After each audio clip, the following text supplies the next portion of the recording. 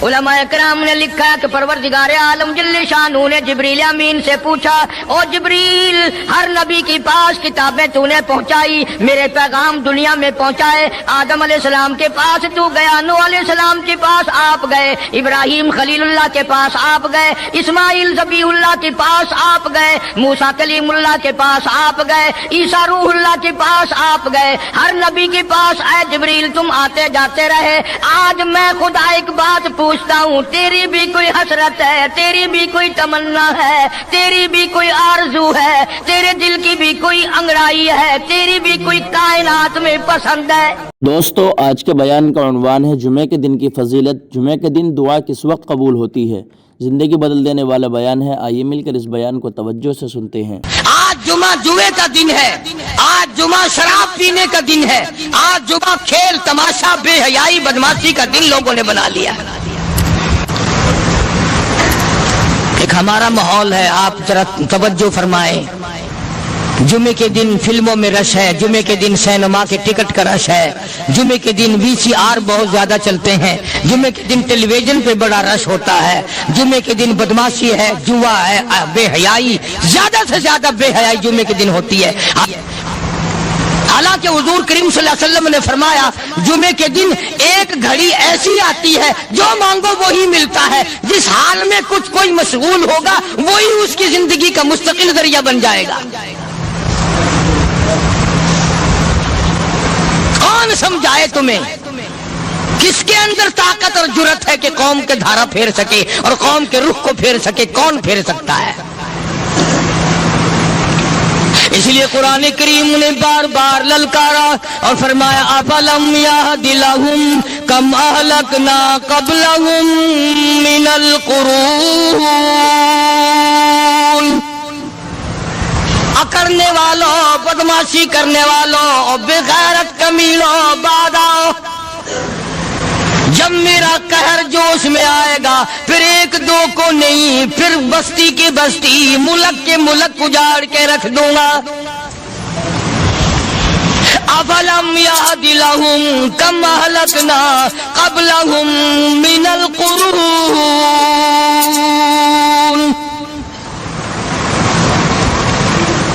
मैंने करन के करन उजाड़ दिए, मैंने रूए जमीन के मालिक उजाड़ दिए, मैंने मुल्कों के बादशाह उजाड़ दिए, मैंने वजीर आजम उजाड़ दिए, मैंने गवर्नरों से भीख के टुकड़े मंगवा दिए। मैं वो खुदा हूँ, व तो इज़्ज़ु मन तशाउ व तो ज़िल्लु मन तशा, बियदिकल खैर इन्नका अला कुल्लि शैइन क़दीर।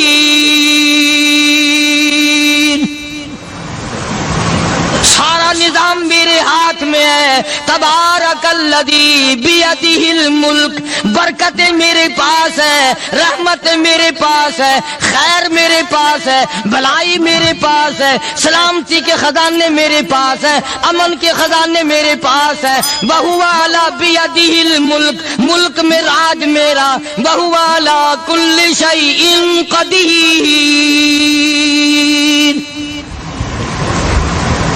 जर्रे जर्रे पे कब्जा मेरा, पत्ते पत्ते पे कब्जा मेरा, पहाड़ की एक एक कंकर पे कब्जा मेरा, समंदर के कतरे कतरे पे कब्जा मेरा। तू होता कौन आकर करने वाला?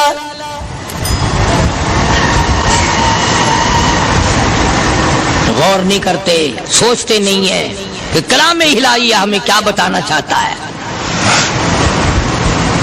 जनाब उस्मान रज़ियल्लाहु ताला अन्हु फरमाते हैं, और लोगों, मैंने सारी जिंदगी गुजार दी इस्लाम के बाद, जिस दिन से मैंने कलमा पढ़ा आखिरी दम तक कोई जुमा ऐसा नहीं, कोई जुमा ऐसा नहीं गुजरा अल्लाह के नाम पर मैंने एक गुलाम खरीद के आजाद ना किया हो। पहले लोग भी जुमे के दिन दुरूद पाक की कसरत करते थे, खैरात किया करते थे कि 8 दिन का कफारा हो जाए, अल्लाह तबारक व तआला राजी हो जाए। आज के दिन क़यामत आएगी, ना जाने मेरा क्या हाल बनेगा, किन लोगों में मेरा शुमार होगा। मदनी करीम सल्लल्लाहु तआला अलैहि वसल्लम का दरबार लगा हुआ है, مجلس ہے آقا مدنی صلی اللہ علیہ وسلم کی. وہ کتنے مقدروں والے جوان تھے جو اپنے محبوب صلی اللہ علیہ وسلم کی مجلس میں بیٹھتے تھے. وہ کتنے خوش بخت اور خوش نصیبے والے لوگ تھے جو اپنے آقا کے سامنے بیٹھتے تھے. حضور کریم صلی اللہ علیہ وسلم نے فرمایا مجھے 3 چیزوں سے بڑی محبت ہے, 3 چیزیں بڑی پیاری لگتی ہیں, 3 چیزیں دنیا میں بڑی مرغوب ہیں مجھے. فرمایا ایک نماز میری آنکھوں کی ٹھنڈک ہے. سرکار کی پسندیدہ بات سنو, فرمایا نماز میری آنکھوں کی ٹھنڈک ہے. جو نماز پڑھتا ہے وہ میری آنکھوں کو ٹھنڈا کرتا ہے, جو نماز نہیں پڑھتا کیا مطلب, وہ مجھے رنج دیتا ہے. اور جامع ترمذی میں ایک حدیث موجود ہے, ارشاد ہے حضور کریم سب کہہ دو صلی اللہ علیہ وسلم کا, فرمایا کہ ہر پیر کے دن, ہر جمعرات کے دن ہر امتی کا نامہ اعمال میرے سامنے پیش کیا جاتا ہے. ہر امتی کا اعمال نامہ سرکار کے سامنے کر دیا جاتا ہے. تیرے فلاں امتی کا یہ عمل ہے. ذرا مسجد میں بیٹھے ہو, قبلے کی طرف منہ کیے بیٹھے ہو, لوگوں سوچو تو صحیح ہمارے اعمال نامے دیکھ کر آقا کو کتنا رنج ہوتا ہوگا.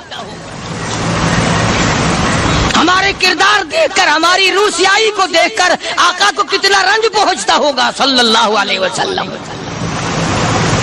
ارے ہم نے حضور کی ذات اقدس کو رنج پہنچایا, پریشانی پہنچائی, تکلیف پہنچائی. پرواہ نہیں کرتے نمازوں کی, نوجوان بھی بوڑھے بھی حج کر کے بھی نماز پڑھتے لوگ. اور اب تو ویسے بھی دانا بینا لوگ ہیں. تو آپ نے ارشاد فرمایا کہ میری آنکھوں کی ٹھنڈک نماز میں ہے. 3 چیزیں مجھے پیاری ہیں پوری دنیا میں, 3 چیزیں پسندیدہ ہیں میری. سب سے پہلی فرمایا نماز میری آنکھوں کی ٹھنڈک ہے. قرۃ عینی فی الصلاۃ او کما قال النبی صلی اللہ علیہ وسلم. فرمایا جس آدمی, جس امتی کا یہ دل کرے کہ میں نبی کی آنکھ ٹھنڈی ہو, اسے چاہیے کہ نماز پابندی سے پڑھے. دوسرا فرمایا وفادار عورت مجھے بڑی پسند ہے. حضور کریم صلی اللہ علیہ وسلم نے فرمایا وفادار عورت, ہائے ہائے ہماری ماؤں سے زیادہ وفادار کون ہوں گی. جناب عائشہ صدیقہ رضی اللہ تعالیٰ عنہ فرماتی ہیں کالی کملی والے کے گھر میں 3 مہینے چولہے میں آگ نہیں جلتی تھی.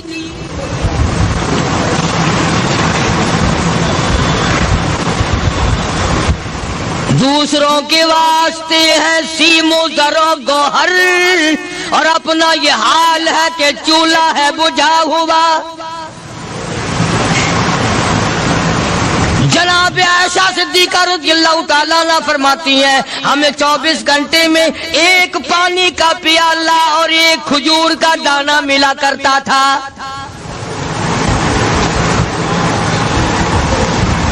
کبھی اپنی ماہوں کی خوراک تو دیکھو, خرچہ تو دیکھو.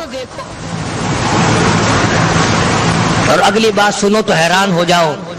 جناب عائشہ صدیقہ رضی اللہ تعالیٰ عنہ فرماتی ہیں اس پیالے اور کھجور کی قدر بھی تب ہوئی جب وہ بھی نہ ملی. پیسوں کو برباد کرنے والوں, بے قدری کرنے والوں, ذرا سوچو تو صحیح کہ کیا گھر ہے محمد عربی سب کہہ دو صلی اللہ علیہ وسلم کا. اسی گھر سے خیر و برکت ملی صحابہ کرام کو, لیکن دنیا نہ تھی, بلڈنگ نہ تھی, کوٹھی نہ تھی, بنگلہ نہ تھا, چہل پہل نہ تھی. اچھا ایک بات اور آج یاد کر کے لے جاؤ, یہ تو مجبوری ہوئی نا, یہ تو ایک مجبوری ہوئی, پریشانی ہوئی, محتاجی ہوئی کہ پانی کا 1 پیالہ اور 1 کھجور کا دانہ ملتا تھا. اور اگلی بات سنو تو حیران ہو جاؤ. مجبوری اور چیز ہے, اختیار سے کرنا اور چیز ہے. جناب فاروق اعظم رضی اللہ تعالیٰ عنہ کی حکومت ہے. عائشہ صدیقہ رضی اللہ تعالیٰ عنہ سال کا خرچہ 12,000 روپیہ بوری میں بھر کر حضرت عمر نے حضرت عائشہ کے گھر پہنچا دیا. لو تمہارا یہ سال کا خرچہ آ گیا. سال کا خرچہ حضرت عمر رضی اللہ تعالیٰ عنہ نے جناب عائشہ صدیقہ رضی اللہ تعالیٰ عنہ کے پاس بھیجا. اتنا بڑا بورا بھر کر آیا. اللہ غنی، بجائے خوش ہونے کے، بجائے مچلنے کے، بجائے فخر کرنے کے، اپنی خادمہ سے فرمانے لگی، حضرت عائشہ خادمہ سے فرمانے لگی، میں نے تو اپنے محبوب صلی اللہ علیہ وسلم کے پیٹ پہ پتھر دیکھے، میں نے تو کالی کملی والے کو فاقے کرتے دیکھا. خادمہ سے فرمانے لگی، اس بوری کے اور میرے درمیان میں کپڑا لٹکا دے، میری آنکھ دیکھنا گوارا نہیں کرتی، میری آنکھ دیکھنا بھی گوارا نہیں کرتی. اس نے کپڑا لٹکا دیا. اس کے بعد خادمہ سے فرمانے لگی، مدینے میں اعلان کراؤ، جس کو خیرات چاہیے وہ عائشہ کے دروازے سے آ کے لے جائے رضی اللہ تعالیٰ عنہ. سارے مدینے میں اعلان ہوگا، خیرات لینے والے آ جاؤ. شیئر ضرور کرے. ایک اور بات تھی اس وقت میں، ضرورت مند جاتا تھا، یہ نہیں کہ ٹیبک میں ہزاروں روپیہ پڑا ہوا پھر بھی مانگ کے کھانا ہے، جیب میں ہزاروں روپیہ پھر بھی مانگنا ہے، پلے سے نہیں کھانا.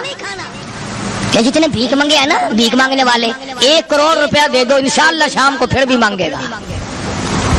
اس کے مقدر میں بھیک مانگنا ہے. فرمانے لگی کچھ نہیں ہے. وہ خادمہ کہنے لگی کچھ نہیں ہے.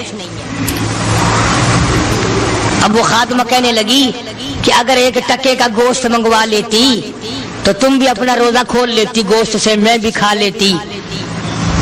کیا جواب دیا اما عائشہ صدیقہ رضی اللہ تعالیٰ عنہ نے؟ فرمانے لگی، اب تانا دینے سے کیا فائدہ، تو نے اس وقت یاد کیوں نہیں دلایا؟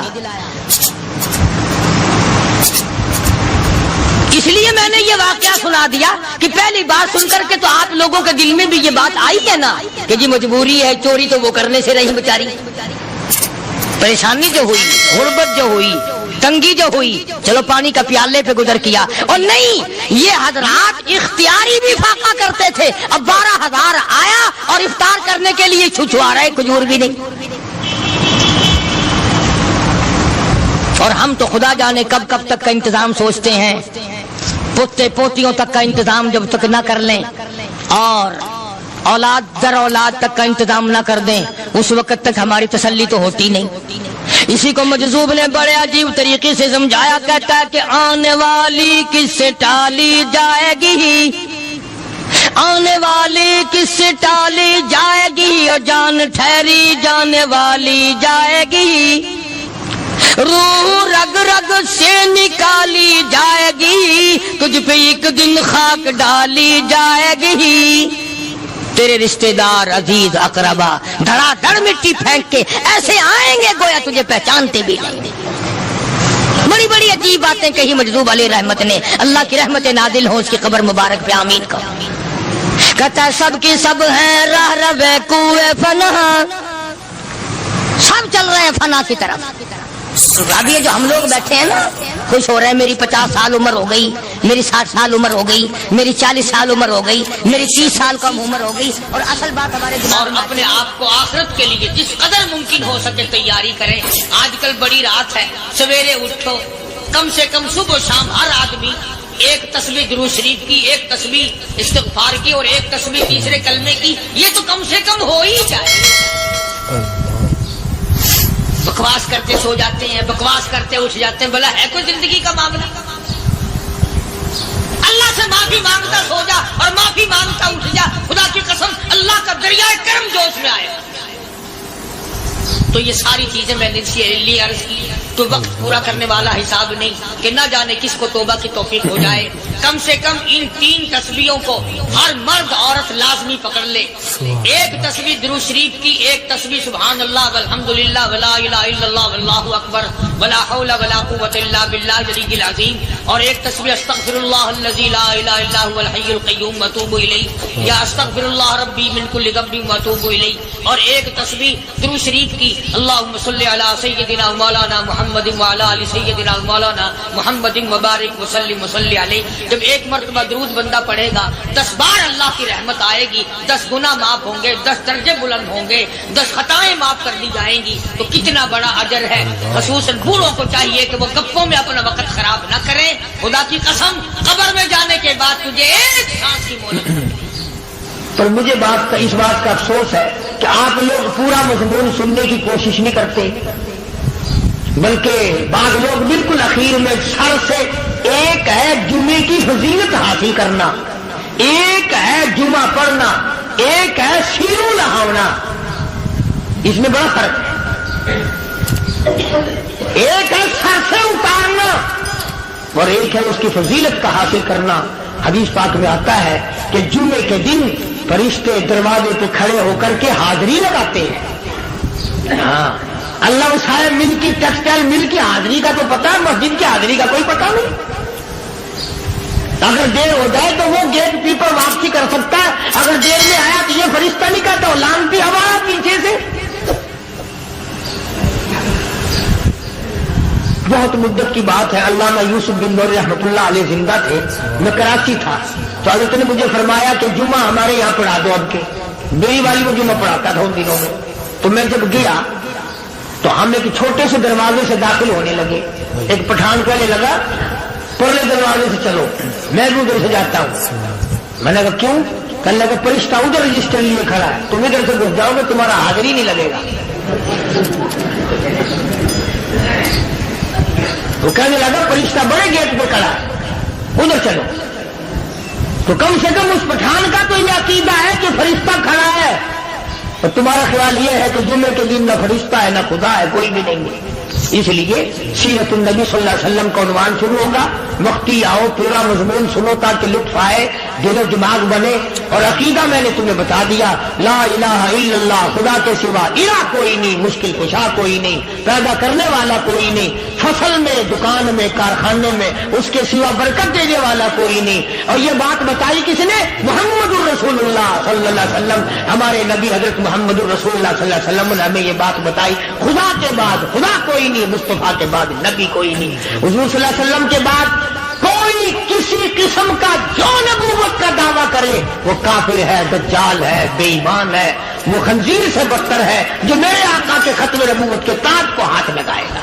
فرمایا لہم قلوب لا یفقہون بہا، اللہ پاک جل شانہ فرماتے ہیں جس کا دل قرآن کریم سمجھنے کا عادی نہیں، لہم قلوب لا یفقہون بہا، جس کا دل قرآن سمجھنے کے لیے تیار نہیں، وَلَهُمْ أَعْيُنٌ لَا يُبْصِرُونَ بِهَا، جس کا کان اللہ کا قرآن سننے کے لیے تیار نہیں،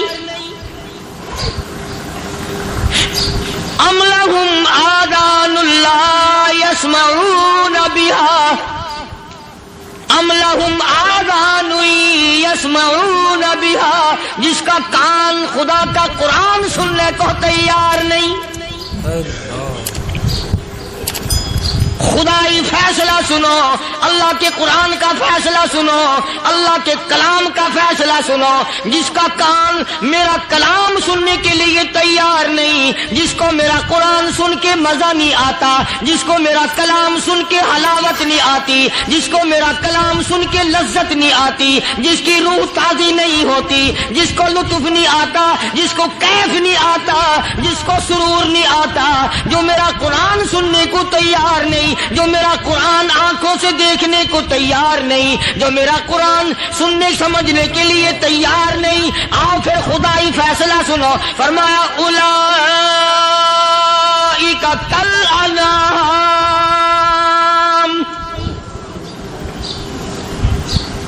میرا فیصلہ نہیں، کسی پارٹی کا فیصلہ نہیں، کسی فرقے کا نہیں، کسی طبقے کا نہیں، کسی جماعت کا نہیں۔ فرمایا اولئک الانعام، پیدا کرنے والا مالک و خالق کہتا ہے مجھے اپنی کبریائی کی قسم یہ سارے جانور ہیں۔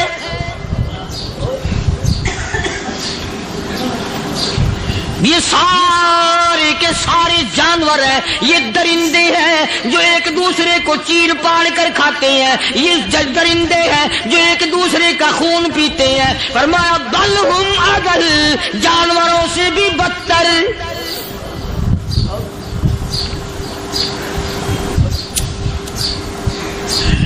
جس کے دل میں قرآن سن کر ترس نہیں، جس دل میں رحم نہیں، اپنے سے کمزور دیکھ کر جس کے دل میں شفقت نہیں، مہربانی کا مادہ نہیں، فرمایا وہ کوئی بندہ ہے، وہ تو جانور ہے۔ اور خدا قسم میں آ گیا، فرمایا بل ہم اضل، اس سے بھی بدتر۔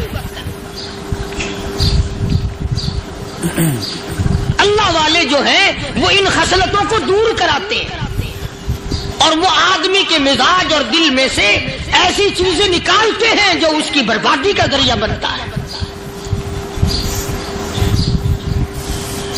دل کی بیماریوں کا کسی کو فکر نہیں، بخار ہو جائے آپ چڑھ جائے آپ کو پتہ چل جاتا ہے، نزلہ ہو جائے آپ کو پتہ چل جاتا ہے، کھانسی ہو جائے پتہ چل جاتا ہے، دل کی بیماریوں کا کیا پتہ چلے؟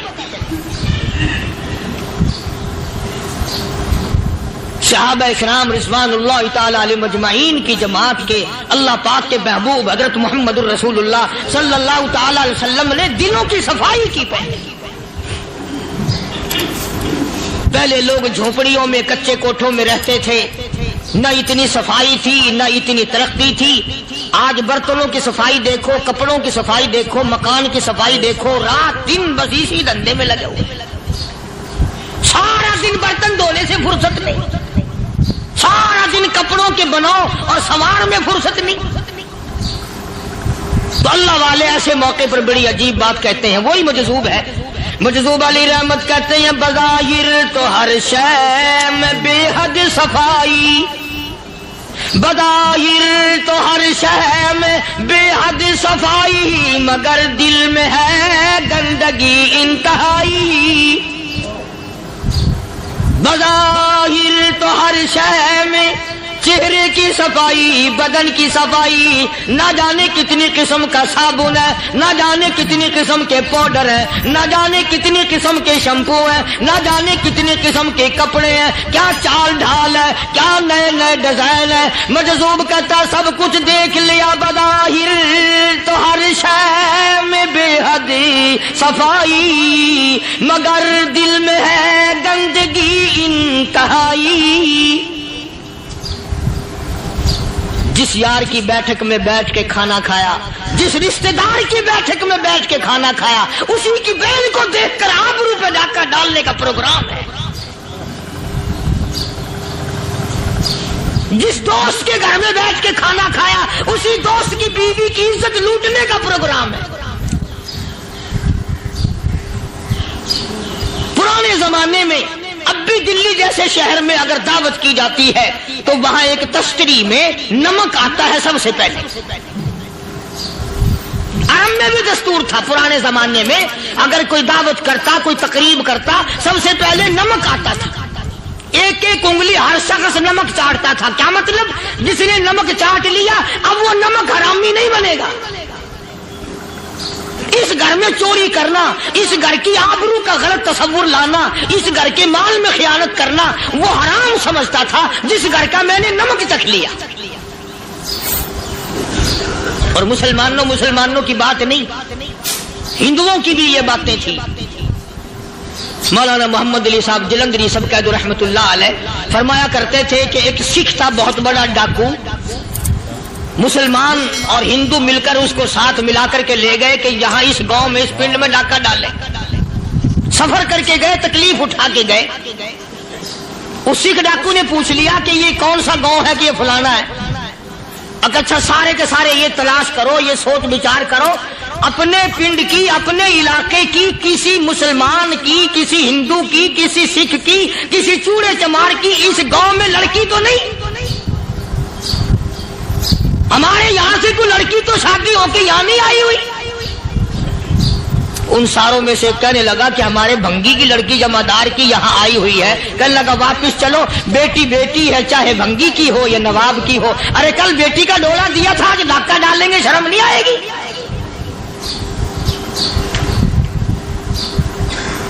آج وہ تصور کہاں چلے گئے؟ اور ہم سب روتے پھرتے ہیں سکون نہیں، سکون نہیں، اطمینان نہیں۔ ارے اطمینان آئے گا کیسے؟ ہمارے دل بے ایمان ہے، نیتیں خراب ہے، آئے گا کہاں سے؟ صحابہ کرام رضوان اللہ تعالی علیہ مجمعین کی جماعت نے اس قدر اس بات پہ محنت کی اور کوشش کی کہ غلط لقمہ بھی پیٹ کے اندر نہ چلا جائے۔ چنانچہ میں علی الاعلان کہتا ہوں 1,29,000 صحابہ کرام، کالی کملی والے کے دیوانے اور پروانے، حضور کے یار جانثار، حضور کے ساتھ فاقہ کھانے والے، فاقوں مرنے والے، پتھر کھانے والے، اپنے بچوں کے ٹکڑے ہوتے ہوئے دیکھ کر لا الہ الا اللہ محمد الرسول اللہ کی صدا بلند کرنے والے صحابہ کرام کا یہ حال تھا۔ پیدل سفر کر کے جاتے تھے یہودی عیسائی، شام نکل گئے، فلسطین نکل گئے، ہندوستان آ گئے، 2 سال لگ جاتے تھے، اپنی جوان بیٹیوں کو مسلمانوں کے گھروں میں چھوڑ کے آ جاتے تھے۔ کبھی نگاہ نبوت نے جن کو رنگ دیا تھا، کبھی کسی صحابی پہ ذرہ برابر الزام نہیں لگا۔ ان یہودیوں کا، ان عیسائیوں کا یہ عقیدہ تھا کہ محمد صلی اللہ علیہ وسلم کے جو غلام ہیں، ان کی نگاہ بھی پاک ہے، ان کے دل بھی پاک ہیں، ان کے ارادے بھی پاک ہیں، ان کے ہاتھ بھی پاک ہیں۔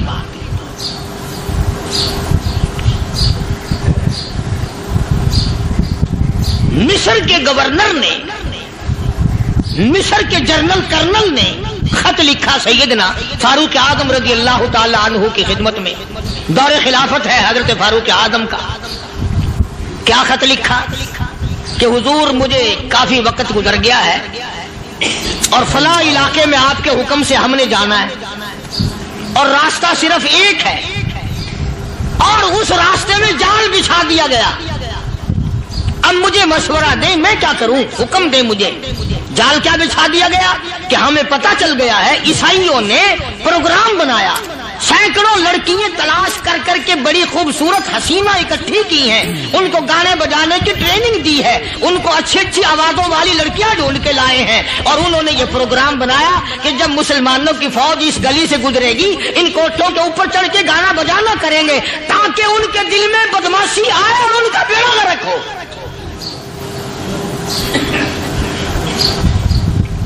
کبھی کافر کا یہ عقیدہ تھا کہ مسلمان کا دل بگڑا تو یہ گیا، اس کی نیت میں خرابی آئی اور یہ تباہ ہوا۔ جناب فاروق اعظم رضی اللہ تعالیٰ عنہ نے اسے یہ خط نے لکھا کہ تو قرآن پڑھا کر، تو نفل پڑھا کر۔ امیر المومنین خلیفۃ المسلمین سیدنا فاروق اعظم رضی اللہ تعالیٰ عنہ نے اپنے جنرل کرنل کو خط لکھا کہ اس میں لمبی چوڑی فکر کی کوئی بات نہیں، اس میں کوئی پریشانی والی بات نہیں، کوئی سوچ و بچار والی بات نہیں، سارے تیری فوج میں، تیری کمان میں مسلمان ہیں، سب کو اکٹھا کر لے، ساروں کو اکٹھا کر کے قرآن کریم کے سورت نور کی 2 آیتیں سنا دے۔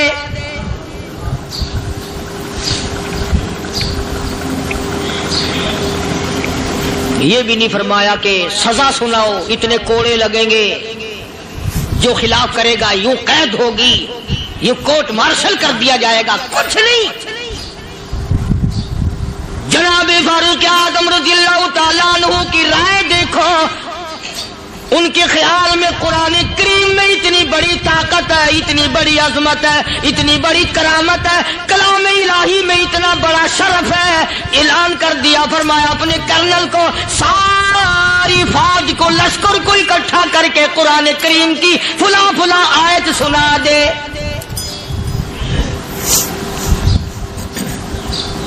اور اس کے بعد بے دھڑک فوج کو، لشکر کو اسی راستے سے گزار کے لے جا، بے دھڑک لے جا۔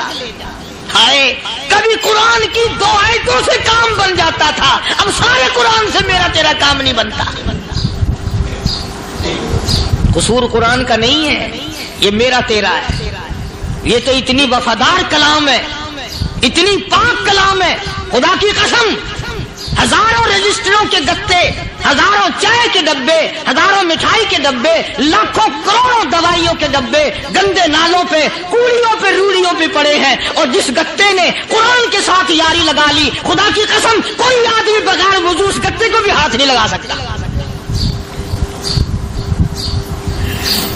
ہزاروں نہیں لاکھوں کپڑے مارکیٹ میں پڑے، پر جس کپڑے نے قرآن سے یاری لگا لی، جو کپڑا جسدان بن کر قرآن پہ چڑھ گیا، لوگ اس کو بھی چومتے ہیں، اور چومنا چاہیے۔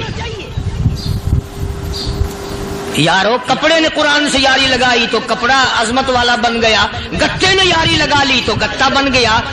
ہزاروں قسم کے کاغذات روزانہ ذلیل ہوتے پھرتے ہیں، جس کاغذ پہ قرآن لکھا گیا وہ عظمت پا گیا، جس سیاہی سے قرآن لکھا گیا وہ سیاہی عظمت والی بن گئی۔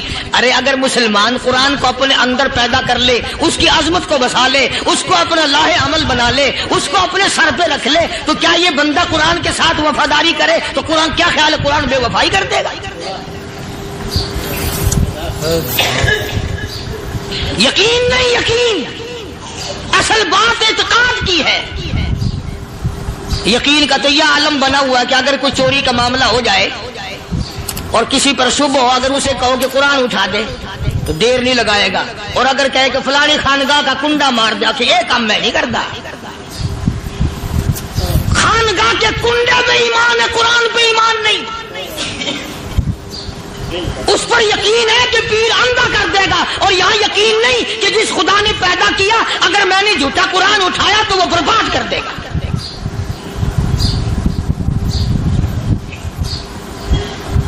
عجیب عجیب لوگ۔ چنانچہ مصر کے کرنل نے، مصر کے جرنل نے ساری فوج کو اکٹھا کر لیا۔ اس نے بھی یہ بات تو نہیں کہی کہ فاروق اعظم کو دوبارہ خط لکھتا کہ حضرت یہ تو 2 آیتیں آپ نے لکھی، یہ تو سارا قرآن روز پڑھتے ہیں، پر بنے گا کیا؟ جیسے فاروق اعظم کا یقین تھا، فاروق اعظم کی فوج کے کرنل کا بھی یقین ہے، فاروق اعظم کے فوج کے جنرل کا بھی یقین ہے۔ اس نے ساری فوج کو اکٹھا کیا، لشکر کو جمع کیا، اور اس کے بعد کہنے لگا قل للمؤمنین یغضوا من ابصارکم وَيَحْفَظُوا فُرُوجَهُمْ ذَلِكَ أَزْكَىٰ لَهُمْ إِنَّ اللَّهَ خَبِيرٌ بِمَا يَصْنَعُونَ۔ او لوگو، خدا تمہیں کہتا ہے اپنی آنکھوں کی حفاظت کرو، اگر تمہاری نظریں غلط جگہ پڑی اپنی عزت کی حفاظت کرو، اپنی آبرو کی حفاظت کرو، اگر غلط نظریں پڑی، غلط استعمال ہوئی، ان اللہ خبیر بما یصنعون۔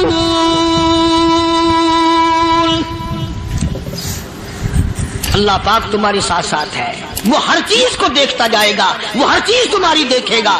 چنانچہ تاریخ شاہد ہے، ابن حشام نے لکھا ہے، ابن خلدون نے لکھا ہے، اور کئی مورخین نے لکھا ہے کہ جب مسلمان جرنل نے، مسلمان کرنل نے اپنی فوج کو قرآن کی 2 آیتیں سنائی اور اس کے بعد حکم دیا چلو، تمام کا تمام لشکر چل رہا ہے، ادھر ڈھول بجا، دھماکے بجے، گانا شروع ہوا، گانا بجانا شروع ہوا، ساری فوج نکل گئی، سارا لشکر چلا گیا۔ لڑکیوں نے دیکھا کہ یہ تو ختم ہو گئے، نیچے آواز دے کے کہنے لگی اور جانے والوں یہ ساری فوج کئی اندھوں کی فوج تو نہیں؟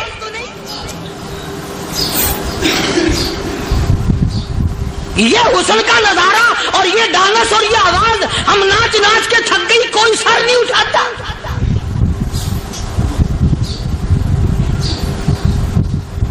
اور آج دیکھ لیں آپ،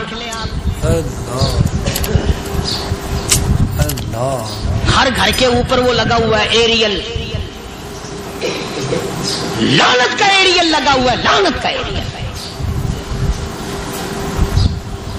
حاجیو تم کیا کہتے ہو کہ ہمارے گھر کا اس میں کیا بگڑے گا؟ خدا کی قسم وہ بگڑتا ہے، وہ دیمک لگتی ہے، وہ تباہی پھرتی ہے، تمہیں پتہ بھی نہیں چلتا۔ تم نے کیا سوچ رکھا ہے؟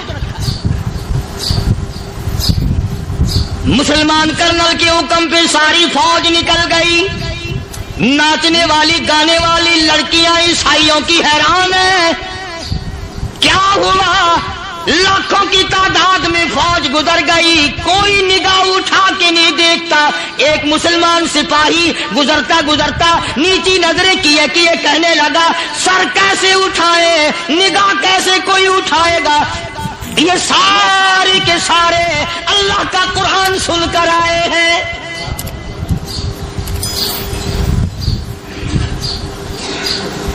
कैसे कोई निगाह उठाएगा, कैसे कोई सर को उठाएगा।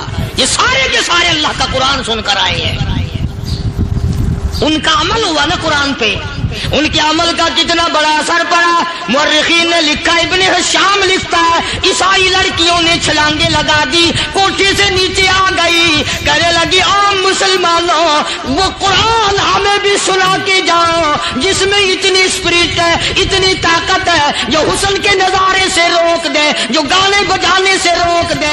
ये तो आदमी के दिल का सुकून है। न गाना सुनते हो, न हुस्न का नजारा करते हो, जाते वाले यूं ना जाओ, हमें भी वो कुरान सुना के जाओ।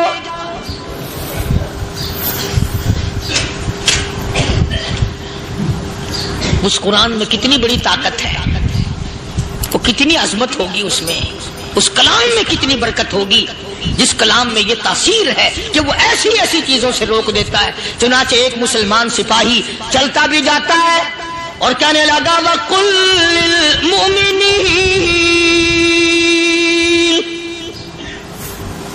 वकुल्लिल मुमिनीन। कुरान की आयत पढ़ के सुनाई। सैकड़ों नहीं, बेशुमार लड़कियां एक मुसलमान की जुबान से अल्लाह का कुरान सुन के कहने लगी, और जाने वालों छोड़ के ना जाओ, हमें भी कलमा पढ़ाओ।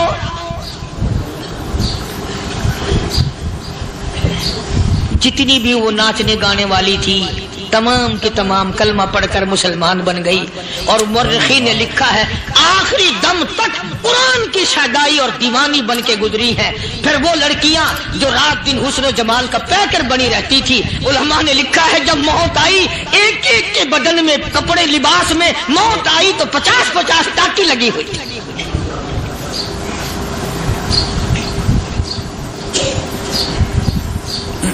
बज़ाहिर तो आज भी बड़ी झाड़ा पूंजी है, बड़ी सफाई है, बड़ी दौड़ धूप है। इसी को मजज़ूब अल-ऐलान कहता, बज़ाहिर तो हर शय में बेहद सफाई, मगर दिल में है गंदगी इंतहाई, कभी इसके धोखे में आना न भाई, ये सब है रियाई, ये बस है रियाई। ये तो चीज ही कुछ नहीं। बड़े बड़े धंधे हमें पलटते देखे, बड़े बड़े निजाम बिगड़ते देखे। मोहम्मद अरबी सल्लल्लाहु तआला अलैहि वसल्लम के दरबार में बड़े बड़े लोग आते थे। अल्लाह गनी, निगाह नबूवत ने जिसको रंग दिया, सुभान अल्लाह, फिर कीमत बन गया। वो इस्लाम की दौलत से पीछे ना हटा। कोई पीछा फिर के देखा ही नहीं कि हम क्या कर रहे हैं। एक लज्जत थी, एक कैफ था, एक सुरूर था सहाबा किराम। कहां से वो चीज हम लाए, कैसे हम में वो चीज पैदा होगी। जंगे बदर हुआ, बड़ी बेहतरीन बात है, तवज्जो लिख के ले जाओ, इंशाअल्लाह कब्रों में दुआएं दोगे। जंगे बदर हुआ, 70 से ज्यादा काफिर पकड़े गए, मदीने में पकड़ के कैदी बना करके लाए गए। तंगदस्ती का जमाना है, 1 साल नहीं हुआ मुसलमान उजड़ के आए थे, मार खा के आए, परेशान होकर आए, धन दौलत छोड़कर लुटा कर आए। इनके पल्ले क्या था। शाम का वक्त हुआ, मदनी करीम सल्लल्लाहु तआला अलैहि वसल्लम ने मस्जिद के दरवाजे में खड़े होकर ऐलान फरमा दिया, कौन है, कौन है जो मेरे मेहमानों को खाना खिलाए। और वो मेहमान कोई शहनशानी थे, हैं भी काफिर, हैं भी इस्लाम के दुश्मन, आए भी सहाबा किराम को मारने, मैदाने जंग से पकड़ के लाए गए, जंगी कैदी हैं। उस नबी की तरफ कभी मुंह किया कर जिस नबी का तू गुलाम है, उम्मती बड़ा फिरता है। فرمایا کون ہے جو میرے مہمانوں کو کھانا کھلائے؟ صحابہ کرام میں سے کسی نے 2 پکڑ لیے، کسی نے 1 کو ساتھ لے لیا۔ ایک بنادار سا غریب سا صحابی ہے، اس نے ساتھ لے لیا ایک مہمان اور گھر لے کے گیا۔ بیوی کو کہنے لگا کہ کھانا کتنا ہے؟ کہ بس 1 آدمی جو کا ہے 1 آدمی کی کافی ہوگا۔ کان میں کہنے لگا اپنی بیوی کے، دستور تھا عرب کا، مہمان اور میزبان اکٹھے کھایا کرتے تھے۔ اپنی گھر والی کے کان میں کہنے لگا کہ اس کے آگے کھانا رکھ دیں گے مہمان کے، جب یہ کھانا شروع کر دے گا کسی بہانے سے دیوا بجھا دیو، میں یوں ہی منہ کو خالی ہلاتا رہوں گا، یہ کھانا کھا لے گا، پیٹ بھر جائے گا اس کا۔ چنانچہ کھانا آگے رکھ دیا، جو کچھ بھی تھا۔ اس نے کھانا شروع کیا کہ جی آپ بھی کھائیں، کہ ہاں میں بھی کھا رہا ہوں۔ بس یوں ہی کھانے میں بھی ہاتھ لگائے، منہ کو بھی ہاتھ لگائے اور منہ کو چلائے بھی برابر۔ بیوی نے چراغ بجھا دیا۔ یہ عمل تو صحابی کر رہا ہے اپنے گھر میں۔ ادھر قرآن کریم نازل ہو گیا محمد کریم صلی اللہ علیہ وسلم کی ذات پہ، فرمایا وَيُؤْثِرُونَ عَلَىٰ أَنفُسِهِمْ وَلَوْ كَانَ بِهِمْ خَصَاصَةٌ وَمَن يُوقَ شُحَّ نَفْسِهِ فَأُولَٰئِكَ هُمُ الْمُفْلِحُونَ۔ اور میرے محبوب مبارک ہو، تیری امت میں ایسے لوگ بھی ہیں جو اپنا منہ خالی ہلا رہا ہے، بیوی بھوکی بیٹھی ہے، چراغ بجھائے بیٹھی ہے اور اپنے ہاتھ کو خالی چلا رہا ہے اور میرے بندے کا پیٹ بھر رہا ہے۔ اور میرے محبوب مجھے اپنی عظمت کی قسم، میں تیری ان دیوانوں پہ جنت واجب کر چکا۔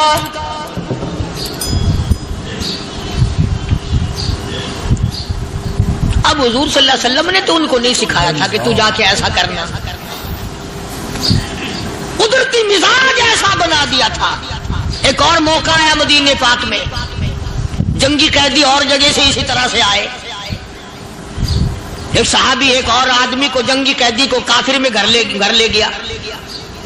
بیوی کہنے لگی کہ 1 ہی آدمی کا کھانا ہے بس، انہوں نے کہا اس کو دے دو۔ وہ کافر جنگی قیدی کہنے لگا جی آپ بھی کھائیں، کہنے لگا بھی بات ہے صاف، 1 آدمی کا کھانا ہے، تو کھانا کھا، میں درخت کے پتے چبا لیتا ہوں۔ وہ کہنے لگا میں کھاؤں گا پتے۔ انہوں نے کہا تو رئیس آدمی ہے مکے کا، میں پرانا غریب ہوں، مجھے پتے چبانے کی عادت ہے، تیرے پیٹ میں درد نہ ہو جائے، میں عادی ہوں پتے چبانے کا۔ اس نے پتے چبا لیے۔ کافر مسافر اور مہمان جو تھا جنگی قیدی، اس کو کھانا کھلا دیا۔ دوسرے دن پھر ایسی نوبت آئی، اس نے کہا آپ بھی میرے ساتھ کھانا کھائیں گے؟ کہ نہیں بھائی تو کھا، میں بچے چبانے کا عادی ہوں۔ 2 دن تو اس کافر نے کھانا کھا لیا، اور جب تیسرے دن اس کے آگے کھانا آیا، انہوں نے کہا بھائی تو ہی کھا، بس اتنا ہی کھانا ہے، میں تو میاں بیوی ہم تو پتے چبا لیں گے۔ اور کہنے لگا مدینے والوں تم خود پتے چباتے ہو، دشمنوں کو کھانا کھلاتے ہو، آج میری بھی ایک شرط ہے، پہلے کلمہ پڑھا پھر کھانا کھلا۔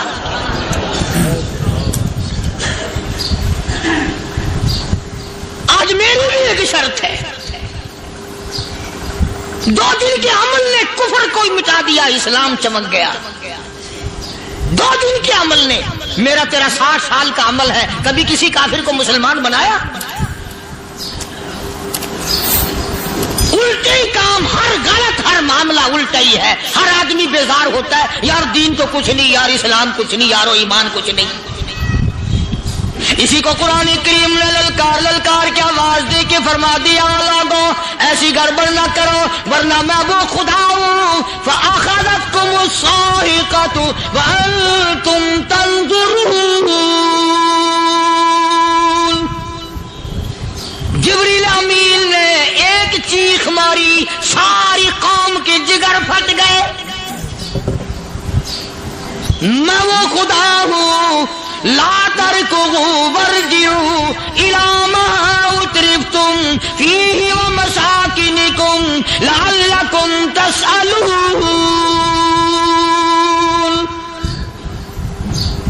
لوگ مکان چھوڑ کے بھاگتے ہیں، ماحول چھوڑ کر بھاگتے ہیں، معاشرہ چھوڑ کر کے بھاگتے ہیں۔ خدا کہتا آؤ، جن مکانوں پہ تمہیں ناز تھا وہ یہ کھڑے بھاگ کر رہے۔ اسی کو قرآن کریم کہتا ہے ان الذین قالوا ربنا اللہ ثم استقاموا، وہ آدمی جس نے لا الہ الا اللہ محمد الرسول اللہ صلی اللہ علیہ وسلم پڑھا، اللہ کی توحید کا اقرار کر لیا، او میرے مالک تیرے سوا میرا کوئی مشکل کشا نہیں، حاجت روا نہیں، میرے دل کے بھید کو جاننے والا نہیں، میری بگڑی بنانے والا کوئی نہیں، اجڑوں کو بسانے والا کوئی نہیں، کھیتی کو آباد کرنے والا کوئی نہیں، ایک دانے سے سینکڑوں دانے بنانے والا تیرے سوا کوئی نہیں۔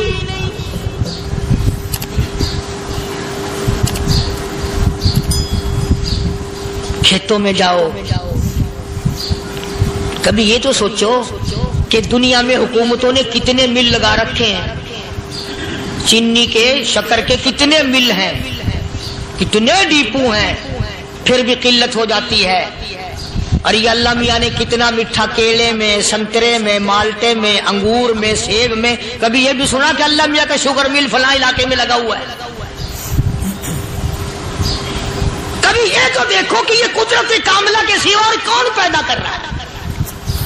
فرمایا جس نے اللہ کی توحید کا اقرار کر لیا، محمد عربی صلی اللہ علیہ وسلم کی ختم نبوت کا اقرار کر لیا، خدا کے بعد خدا کوئی نہیں، مصطفیٰ کے بعد نبی کوئی نہیں۔ پھر قرآن نے شرط لگائی ثم استقاموا، پھر اس پر جمع رہے، ڈٹا رہے، یوں نہیں کہ کبھی ادھر لڑک گیا کبھی ادھر لڑک گیا۔ لوگ تو بدل جاتے ہیں، لوگوں کا کیا ہے؟ پچھلے سال کی بات ہے، یہیں مغرب کی نماز کے بعد گرمی کے موسم میں یہاں بیٹھا ہوا تھا باہر، آگے شہر کے وہ آدمی وہ کہنے لگے جی ایک کام آئے ہیں۔ میں نے کہا کیا؟ کہ 25,000 روپے چوری ہو گیا ہمارا، بتاؤ ہمیں۔ میں نے کہا مجھے کیا پتا؟ انہوں نے کہا نہیں سارا شہر کہتا ہے کہ قاریہ نہیں بتا دیتا ہے۔ میں نے کہا اچھا یہ یوں نہیں جانے کا؟ میں نے کہا پھر آدھے لوں گا۔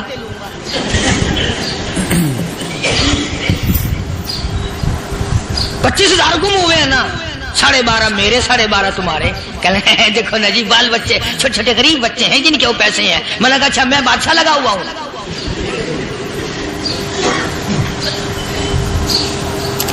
انہوں نے کہا جی سودا مہنگا۔ میں نے کہا پھر کہیں اور چلے جاؤ۔ کتنا میں نے سمجھایا نہیں ماننا کہ اگر ہمیں یوں پتہ چل جائے مولویوں کو ولیوں کو تو پھر یہ لاکھوں کروڑوں پولیس والے رکھنے کی ضرورت ہے بھلا؟ اتنی بڑی فوج کا رکھ کر کیا کریں گے ہم؟ اربوں روپیہ فوج کا خرچہ ہے، دو ولی، ایک ولی کو اس بارڈر پہ بٹھا دیں گے، ایک ولی کو اس بارڈر پہ بٹھا دیں گے، پھر ہم بڑھانا دیں گے اولیاء کرام رجمت۔ ذہنیت ماری گئی، سمجھ نہیں پاتے، دین کے قریب نہیں آتے لوگ، سمجھتے نہیں۔ فرمایا ثم استقاموا تتنزل علیہم الملائکۃ الا تخافوا ولا تحزنوا وابشروا بالجنہ التی کنتم توعدون۔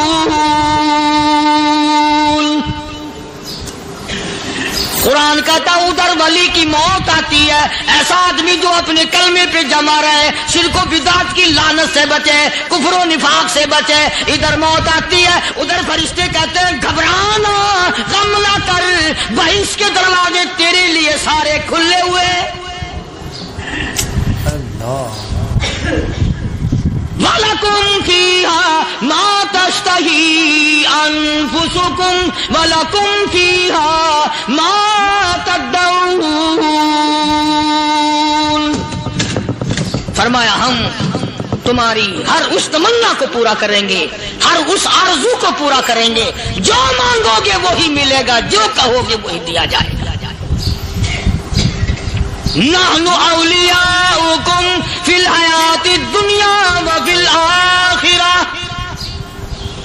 ہم دنیا میں بھی تمہارے کارساز ہیں، ہم آخرت میں بھی تمہارے کارساز ہیں، ہم دنیا میں بھی تمہارے دوست ہیں، آخرت میں بھی تمہارے دوست ہیں، اور خدا کے یہاں وہ انعام ملے گا۔ اللہ غنی رائی کے دانے کے برابر نیکی کی ہوگی، جب پڑھا پہاڑوں کے برابر ثواب ملے گا تو آدمی حیران ہوگا، یا اللہ تیرے جیسا بینک تو کسی کا بھی نہیں۔ رائی کا دانہ لے کر پہاڑ واپس کر دیا، مالک نے نجات کا ذریعہ بنا دیا۔ فرمایا نزلا من غفور رحیم، یہ مہمانی ہے پروردگار عالم کی طرف سے۔ قرآن اعلان کر کر کے کہتا وبالاسحار ہم یستغفرون، اللہ پاک فرماتے ہیں میرے بندوں کی نشانی یہ ہے کہ وہ آخری رات میں بڑے ویلے سحری کے وقت اٹھ کر استغفار کرتے ہیں، اللہ کے حضور میں معافی مانگتے ہیں، روتے ہیں، عاجزی کرتے ہیں۔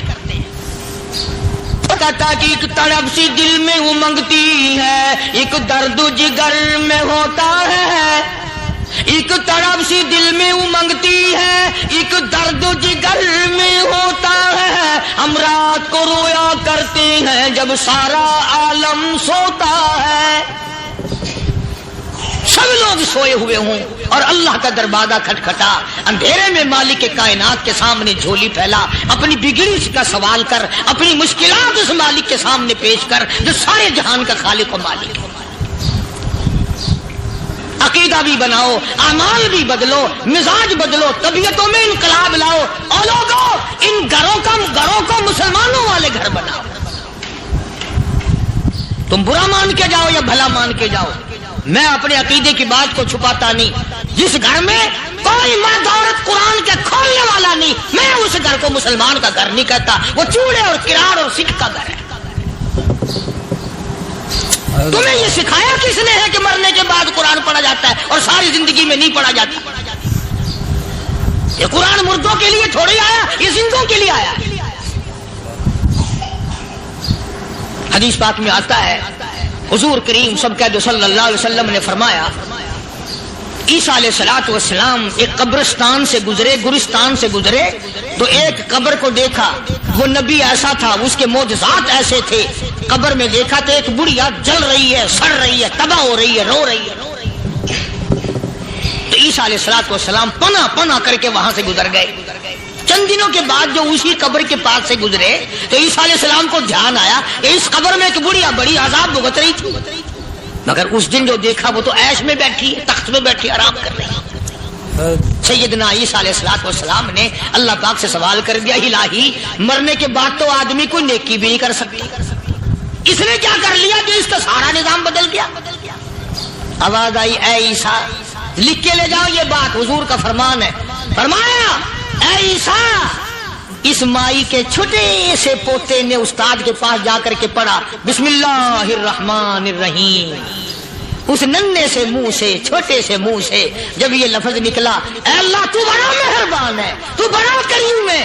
عیسیٰ چھوٹے سے منہ سے جب نکلا، وہ تو معصوم تھا، اس کے منہ سے جب نکلا نا کہ میں بڑا مہربان ہوں، میں نے اس معصوم بچے کے صدقے میں اس کی دادی پہ کرم کر دیا۔ اس کے نام میں بڑی برکتیں ہیں، اس اللہ کا نام لینے میں بڑی برکت ہے۔ گڑ میں مٹھاس ہے، اللہ کے نام میں مٹھاس نہیں۔ ٹافیوں میں مٹھاس ہے، اللہ کے نام میں مٹھاس نہیں۔ تم نے چکھ کے نہیں دیکھا، اگر تم چکھ لو خدا کی قسم دنیا کی کوئی چیز اچھی نہ لگے اللہ کے نام کے مقابلے میں۔ اللہ پاک مجھے اور آپ سب کو اپنا نام لینے کی توفیق عطا فرمائے، اپنے قرآن کی تلاوت کرنے کی توفیق عطا فرمائے، اور اپنا ذکر اور اپنا فکر اور اپنے شکر کی توفیق عطا فرمائے، اور اللہ پاک ہم سب کو یہ ہمت دے کہ مرتے دم تک ہم قرآن سے یاری کریں، قرآن سے وفاداری کریں۔ آج تک کبھی بکری بھیڑیا نہیں لے گیا، آج تک کبھی نقصان نہیں کیا، میرے اجڑ کے قریب قریب بگیاڑ پھرتے تھے، ساتھ رہتے تھے، کبھی بھی بکریوں کو نہیں چھیڑا۔ آج جو بکری زکات کی کھائی، بکری کو پکڑ کے بگیاڑ لے گیا، اطلاع ہو گئی فاروق اعظم جیسے عدل و انصاف کرنے والے کا دنیا سے جنازہ اٹھ گیا۔ وہاں پہاڑوں میں ایک صحابی رہتا تھا، بکری بھیڑ پالتا تھا، اس نے مہمانی کی دعوت کی، روک لیا، رات رہے وہاں، بکریاں ذبح کی، گوشت پکایا، کھلایا ساروں کو۔ عشاء کی نماز کے بعد وہ بکریوں والا بھیڑوں والا صحابی ان مہمانوں کے پاس روتا ہوا آیا، زاروں زار قطار روتا ہوا آیا۔ یہ مہمان صحابہ کہنے لگے کیا بات ہے؟ کہنے لگا جی بات بڑی عجیب ہو گئی، میری ایک بکریا بگیاڑ لے گیا، بھیڑیا میری بکری لے گیا۔ انہوں نے مذاق کیا، کہنے لگے ہوئے رو رو کے دکھا رہا ہے کئی بکریاں ہمارے لیے ذبح کی ہیں نا، ان کا دکھ میں رو رہا ہے۔ انہوں نے کہا نہیں نہیں نہیں، کہ پھر یار رونے کی کیا بات ہے؟ رونا بھی مختلف ہوتا ہے۔ ایک امیر آدمی دولت مند آدمی کا کتا مر گیا، وہ بیٹھ کے رونے لگا، اور کسی نے کہا بدبخت کتے کو بھی رویا کرے، کتے کو کیوں رو رہا ہے؟ وہ کہنے لگا وہ کتے کو نہیں روتا۔ انہوں نے کہا اور کہ رونا تو اس بات کا ہو گیا کہ اسرائیل نے گھر دیکھ لیا، وہ پھر بھی آئے گا یہاں ضرور۔ اسرائیل علیہ السلام گھر دیکھ گیا، صحابی رو رہا ہے میری بکری بھیڑیا لے گیا، بگیاڑ لے گیا۔ اس نے کہا یار پھر رونے کی کیا بات ہے، ہزاروں تیرے پاس بکریاں ہیں، ایک بکری بھیڑیا لے گیا تو کیا ہوا؟ وہ اور زیادہ روئے۔ کہہ دو سارے سبحان اللہ۔ اس نے کیا بات کہی؟ کہنے لگا بکری کو بھیڑ کو بکری کو نہیں روتا، کئی بکریاں تمہیں کھلا دی، روزانہ کھلاتا ہوں، بڑی بکریاں ذبح کرتا ہوں، بکری کو نہیں روتا۔ اصل میں اتنے عمر سے بکریاں یہی پہاڑوں میں پالتا ہوں، آج تک بھیڑیا بگیاڑ نہیں لے گیا، آج جو بکری بھیڑیا لے گیا اس سے معلوم ہوتا ہے جناب فاروق اعظم رضی اللہ تعالیٰ عنہ کا جنازہ اٹھ گیا۔ آج تک کبھی بکری بھیڑیا نہیں لے گیا، آج تک کبھی نقصان نہیں کیا۔ میرے اجڑ کے قریب قریب بگیاڑ پھرتے تھے، ساتھ رہتے تھے، کبھی بھی بکریوں کو نہیں چھیڑا۔ آج جو بکری زکات کی کھائی، بکری کو پکڑ کے بگیاڑ لے گیا، اطلاع ہو گئی فاروق اعظم جیسے عدل و انصاف کرنے والے کا دنیا سے جنازہ اٹھ گیا۔ ریڈیو نہیں تھا، وائرلیس سیٹ نہیں تھا، ٹیلی گراف نہیں تھا، ٹیلی گرام نہیں تھا۔ صحابہ کرام کی عقل دیکھو، سمجھ دیکھو، بکری بھیڑیا لے گیا، کیا سمجھ میں آئی ہے کہ فاروق اعظم رضی اللہ تعالیٰ عنہ جیسے عدل و انصاف کرنے والے کا جنازہ اٹھ گیا۔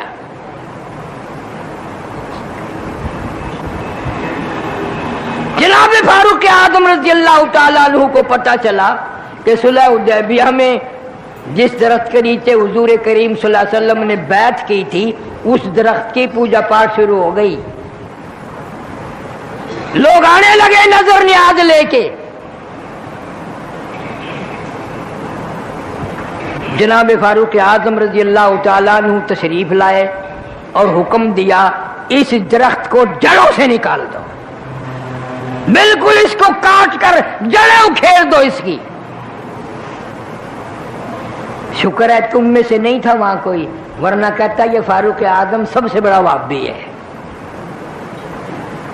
بات بھی صحیح تھی، اسی درخت کے نیچے نبی نے بیٹھ کر بیعت فرمائی، اور اسی نبی کے نیچے درخت کے نیچے 1400 صحابہ نے بیعت کی، اور ایسا برکتوں والا درخت جس کا قرآن میں ذکر ہے، جس کا اللہ کی کتاب میں ذکر ہے، اتنا بابرکت درخت ہے۔ فاروق اعظم نے کھڑے ہو کر سامنے کٹوایا، جڑیں نکال کر پھینک دی۔ کیوں؟ فرمایا اب یہاں شرک شروع ہو گیا، شرک ایسا ہوگا لوگ قرآن کو ٹکرا دیں گے، شرک کو نہیں چھیڑیں گے، اس کو نہیں چھوڑیں گے۔ میرا عرض کرنے کا مطلب یہ کہ ایک عورت کی اولاد نہیں، اللہ تعالیٰ سے وہ اولاد مانگ رہی ہے۔ قرآن میں ذکر کرنے کا مطلب کیا ہے؟ اگر میرے تیرے لیے سبق نہیں، عبرت نہیں، مثال نہیں، پھر اس قرآن کے پڑھنے کا فائدہ کیا ہے؟